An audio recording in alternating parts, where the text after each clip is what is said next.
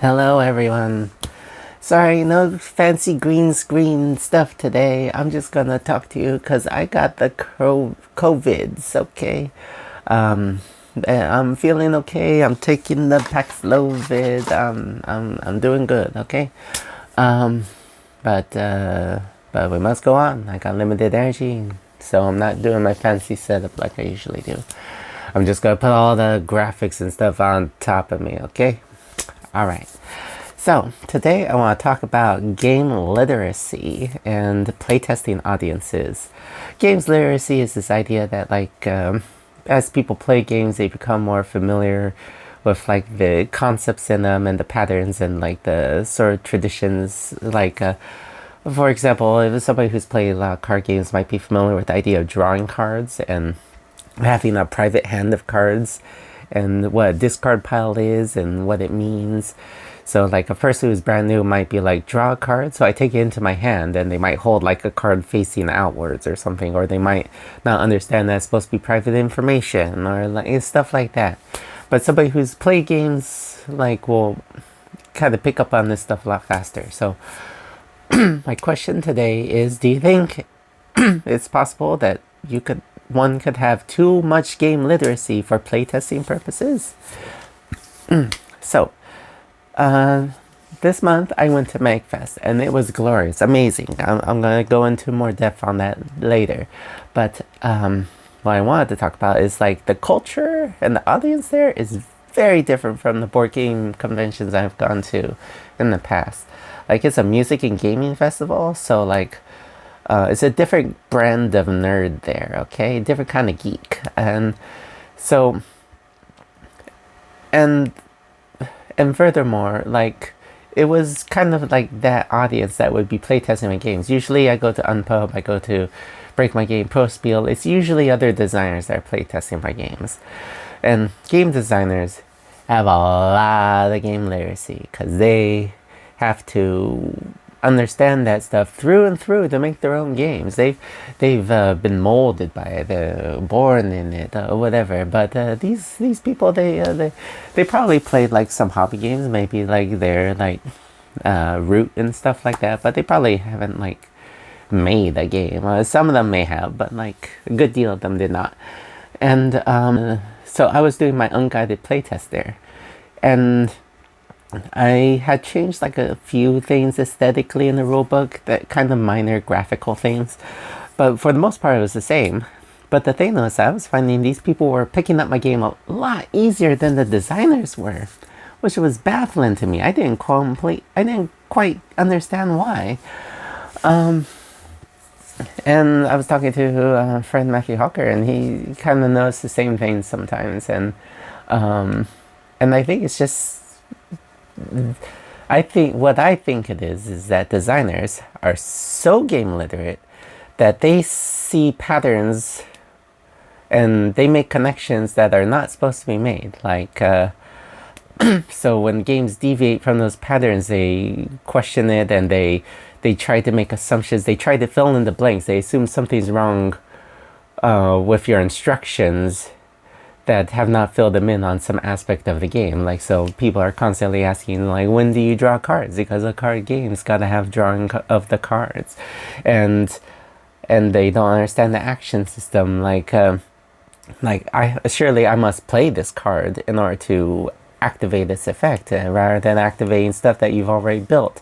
There's a lot of assumptions that are being made, and a lot of patterns that they're establishing. The discard pile must be face up because it's face up in every other game, and and don't get me wrong, I'm trying my best to make this stuff clear, and these exceptions and friction points, I'm trying to emphasize them as much as I can. But I noticed that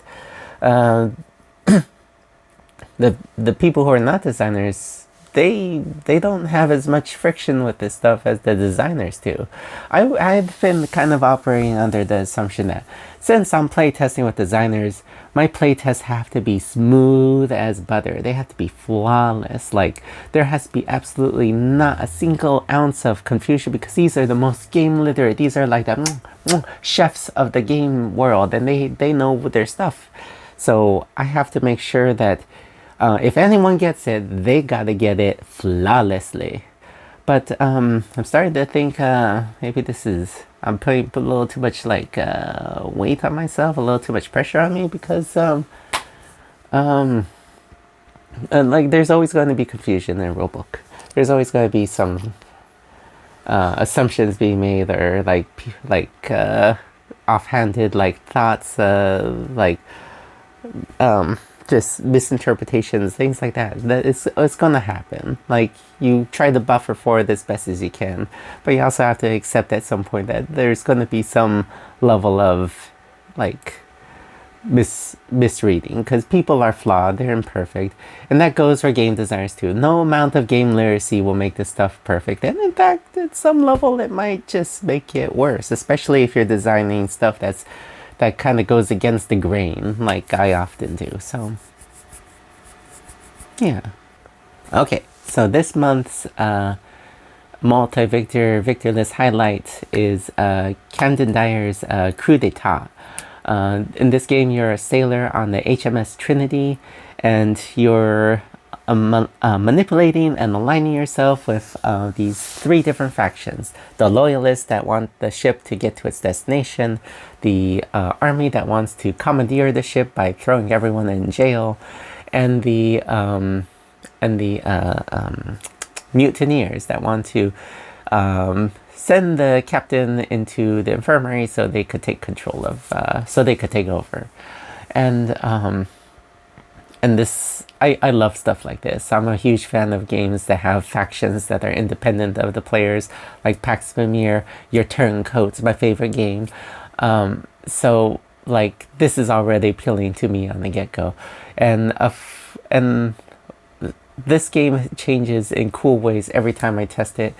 And lately I've been seeing some attempts at a sort of multi-victor path where multiple people who are part of the same faction are potentially able to win together, depending on how the players decide to approach the game. So you've got one track that's for your loyalty that determines which faction you're loyal to, and then you've got your dread, which determines like how ruthless you are, and kind of determines who's going to be the leader if multiple people are like allied to the same faction.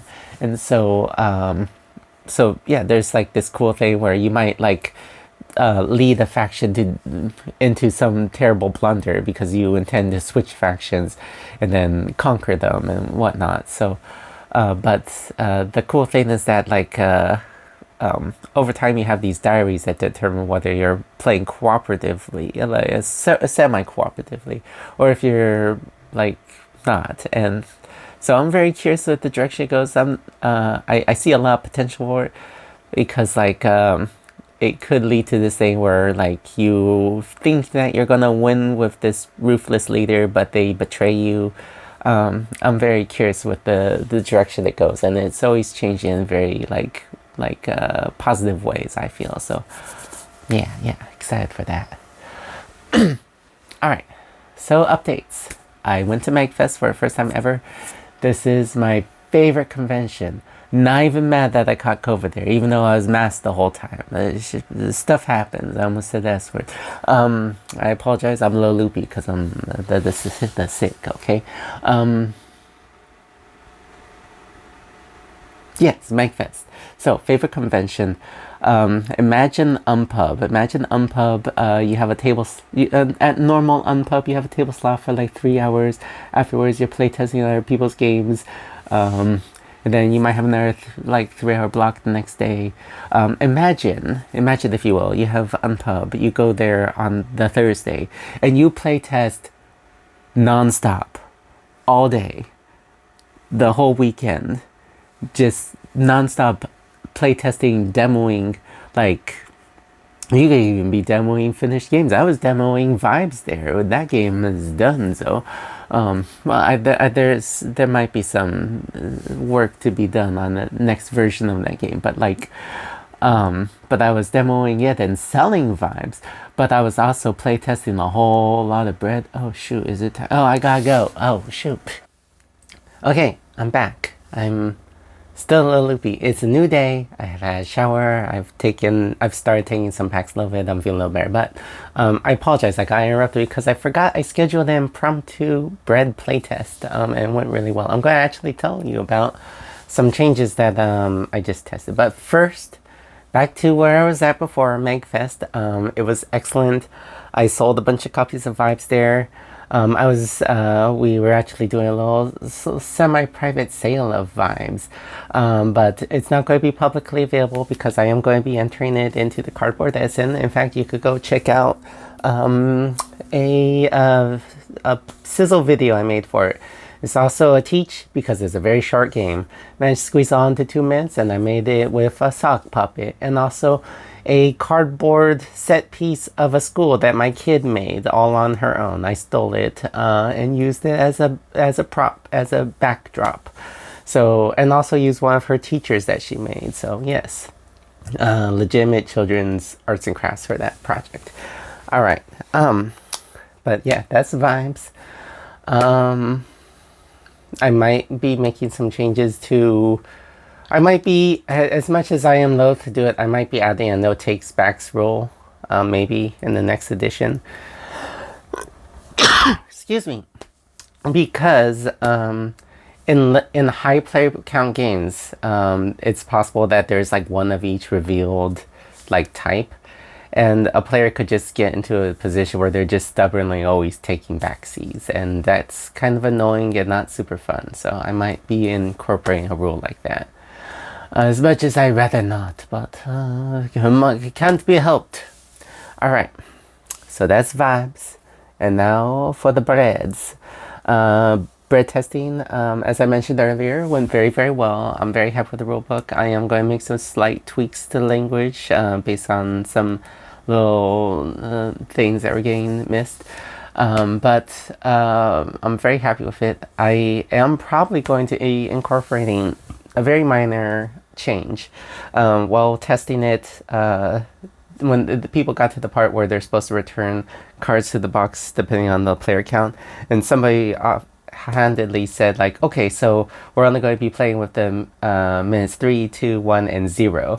And I was like, there's no minute 0 in the game, but maybe there should be. Because, like, if there's one complaint I've gotten is that sometimes it feels like the game ends too early. And I've kind of always just accepted that as, like, that's the normal part of engine builders. You don't want it to last so long that you get to enjoy your engine. But I think it might be still ending a little too early, even for that. The thing about the game ending anywhere in the 1 second section of the game is that it adds a lot of variability of when the game could end. The game could end very suddenly if it's shuffled into like the top part of that deck, and perhaps that's a little too short. So instead of the 5 spare cards being used to be coins, I experimented with it being a minute 0 deck, which is mostly walls, but it still has a bread, so there's still a tiny bit of hope, but there's also unrest, so there's a tiny bit of despair, conflict. But it didn't really change the game that much, which is kind of exactly what I was hoping for. Usually when you get down to that part of the game, if you're having a standard experience, somebody has a ton of unrest and is having to churn through 5 cards in the deck anyway. So at most it's kind of like adding like 1 extra round or maybe just like a couple extra turns into the game. And then maybe, and I think I'm okay with that. I think I'm fine with that. So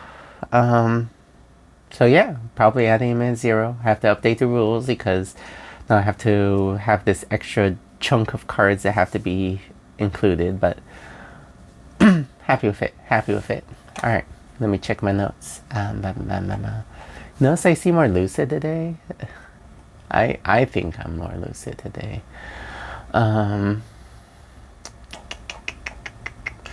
Right. Okay, so that's pretty much it. I am going to be sending out my Platonic Valentines soon. Did I ever mention those? I feel like I must have mentioned those sometime in the vlog. But I send out these Platonic Valentines. I seem to have doubled the number of subscribers for that Platonic Valentine program that I used to have. So that's so I wouldn't get my hopes too high for it, because I am a little under the weather and I need to put something together for it, and I don't know what. It might just be some very plain, like, basic, like, Valentine stickers, okay? But yeah, yeah.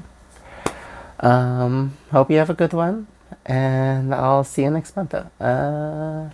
Yeah, see you next month. I don't think anything else is going on next month. So yeah, see ya. Bye.